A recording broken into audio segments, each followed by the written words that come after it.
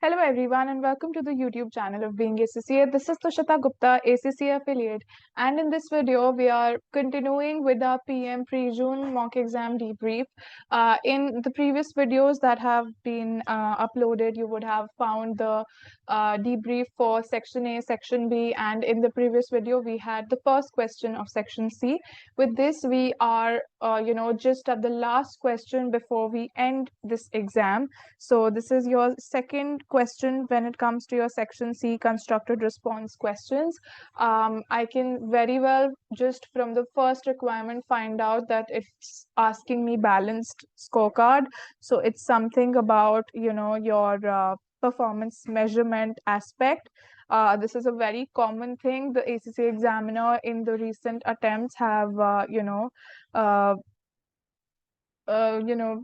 frequently tested this syllabus area as a part of your section C. So let us get started with this one. The first requirement says briefly explain how the balanced scorecard would be used to manage the performance of TDC to ensure that it is aligned with the aims that set by the equity investor. This is a 4-marker requirement. Now I'm going to read the case study. TDC is one of the most renowned privately owned vocational training center in J-Land, a developing country with a population of over 300 million. TDC was founded by two professional technicians almost a decade ago, specializing in providing short-term vocational training courses in repairing commercial vehicles. The business model of TDC has been mainly providing two levels of vocational programs, the basic and the intermediate level, with a relatively low course fee as compared to other local training providers. With the nature of the business, the main objective has been to maximize its positive cash flow position at all times. In commensurate with the pricing strategy, most of the trainers hired were partially qualified on a contract basis with revenue sharing, and TDC has been operating with a relatively low debt financing. In the recent years, with the rapid economic activities in the country, the two founders were approached by a major potential private equity investor who showed strong interest in investing into TDC to support the growth in demand of workshop technicians. Given a more ambitious aim from the major equity investor who aimed TDC to become one of the preferred vocational training centers and maintaining continuous growth in revenue and profitability, several strategic changes were initiated 2 years ago. A few major changes included broadening range of vocational programs with external certification at a higher fee charged, replacing the existing trainer team with well-known qualified trainers on a contract basis with fixed pay and revenue sharing. Significant investment in capital expenditure were also be committed in the past 2 years to upgrade the training facilities. As part of the annual performance review exercise, key financial and operating data over the past few years were given below. So this is the financial data, this is the operating data. For the first requirement, we needed to talk about how balanced scorecard can be used by this company. So you will first begin with, a brief about the balanced scorecard. Basically, it is a tool for performance measurement, and it aims to assess the achievements of the organization's goals, visions from primarily the 4 perspectives that we have studied. Number one being internal, financial, customer, and last but not the least, the learning and growth.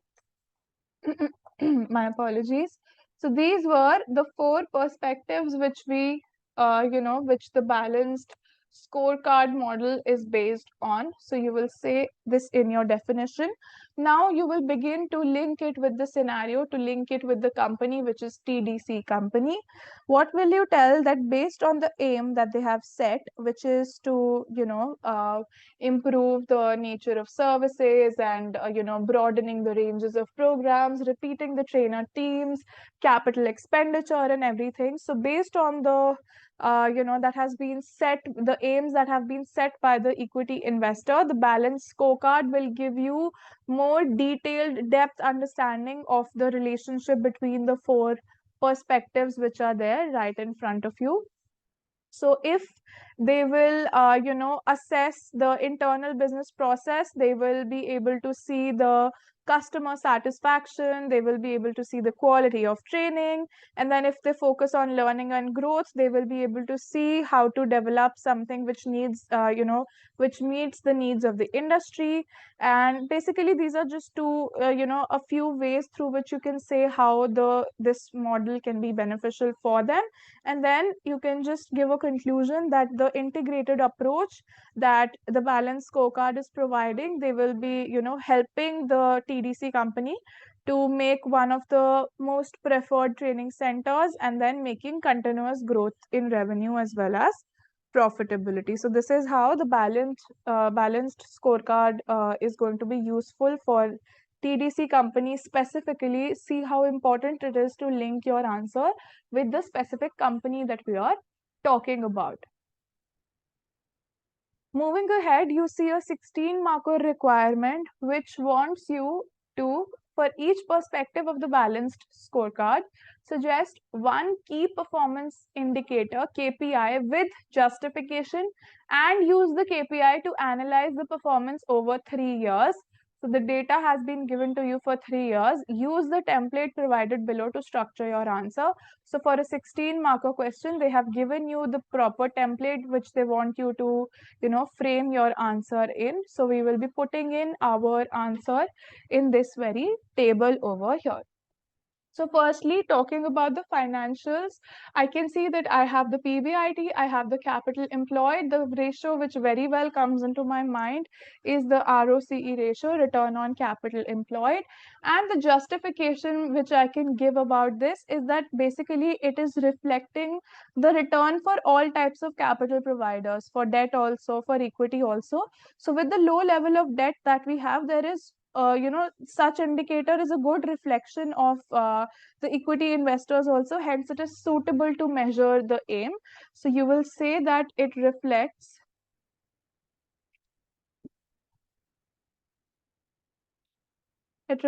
the return for all capital providers with the low level of debt that they have.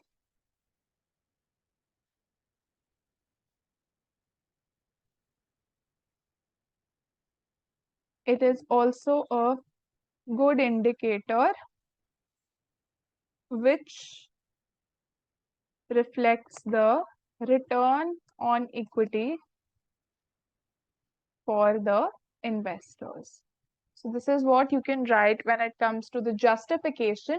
And now we will be doing the performance analysis. So for performance analysis, I will first need to calculate this ratio for all of the 3 years.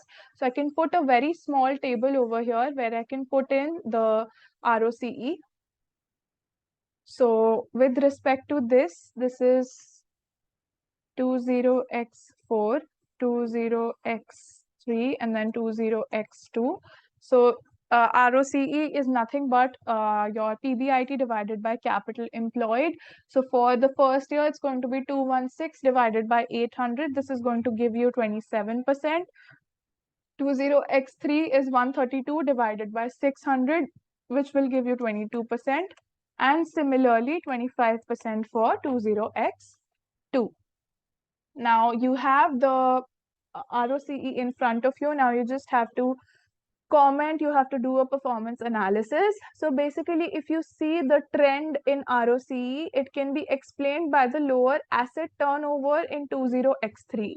So which is due to significant investment in capital expenditure, which have yet to be utilized efficiently. So the expenditure has been newly done, but we have not been able to reap the benefits completely. So the impressive surge in ROCE, the increase in ROCE, which you see in 20x4, it is an evidence that, the strategies which they have changed, they have started to withdraw, they have started to draw the market attention with more enrollments onto the wider ranges of programs that they're offering with the higher fees also. So this is how you can write about the performance analysis for the ROCE. Now let's talk about the customer perspective. So when you're talking about the customer perspective, you basically see how happy, how satisfied your customers are. So basically, they will be happy if they get a job offer after they have completed your course. So over here, your KPI, if you see, something which can help you with this is number of graduates who got employed within 6 months after graduation. So this over here can be your KPI, percentage of graduates who got employed within 6 months. So you can copy this from here and then paste it here. So this is what your KPI is going to look like. You can also say that this is your employability rate. Now let's give the justification for the same. Now, why is this justified? Why should we use this KPI and not anything else? Is that this KPI is going to reflect the quality, relevance, as well as the recognition of the course which is offered by TDC. Because if you see, there is a growing trend with this. The number is keeping on increasing. So this growing trend serves as an evidence that the programs offered has been increasingly meeting the needs of the students and the employment market. So this is how you will explain this. All right.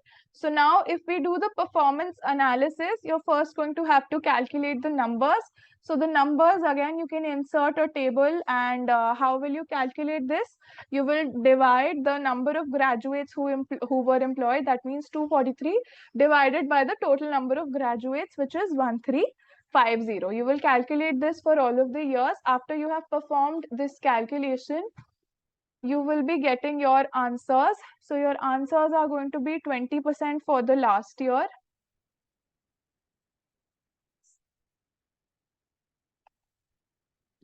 20% for the last year, 20x4, 20x3 will be 20%, and then 18% is what it looked like in 20x2.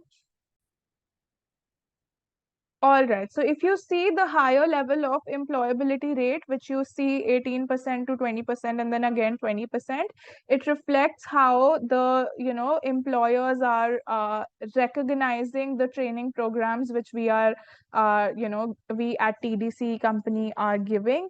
And then this KPI will also, the increase that you see in this KPI will also be there because of the credibility that is increasing, because we are now having an external certification body to also have the accreditation. So this is what you will give in the performance analysis. Now talking about the learning and growth perspective, what is going to be your KPI over here? KPI can be the total number of programs that you are offering. Now, why should this be the KPI? Because if you're comparing with such an indicator, you will see how the business is growing in terms of how many new training programs they are offering.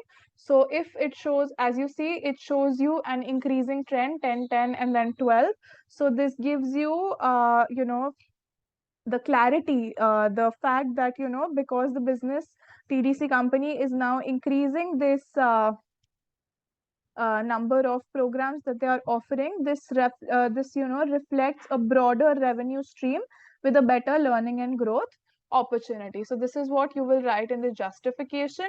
Then if you talk about the performance analysis, again you can see oh sorry, I was comparing the number of trainers.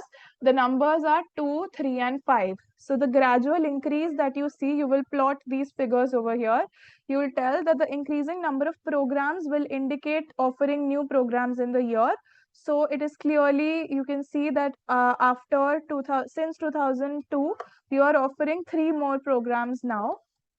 So these initiatives basically reflect the efforts that are there, putting by your team, by your company's employees, so that your company is having a continuous growth in revenue and also the increasing number of students as well as trainers. Now we move towards the very last thing, which is about the internal business process.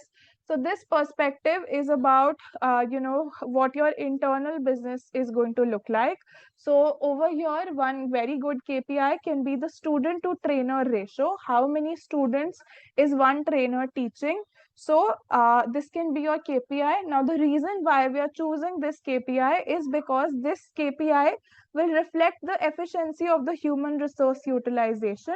So if your internal business processes are efficient, the ratio should be high. Now you will do a performance analysis over here. Performance analysis, you will first find out the number for all of the 3 years. So for 20x4 student to trainer ratio, basically you take the number of students and divide that by the number of trainers. So for the first year, you will have it as 317:1. And then for the next year, you will be having 290:1. And then for the next year, it's going to be 200:1. This is what your calculations are going to give you. So if you see with respect to the internal business process, you can see that, this ratio is increasing, student to trainer ratio is increasing. Basically, it is increasing the competitiveness of the programs that TDC is offering, meaning that because there are more competent trainers now, more students are willing to enroll for the training programs, and the positive changes can be impressive at the initial stage, but you should always be monitoring the student and trainers satisfaction, so that even the trainers are not dissatisfied, and even the customers, the people who are taking your courses, they should also be completely satisfied. So with this, we are done with this part, and with this part, we also wind up the PM pre-June 24 mock exam. I hope that these videos have been useful in your preparation towards the exam.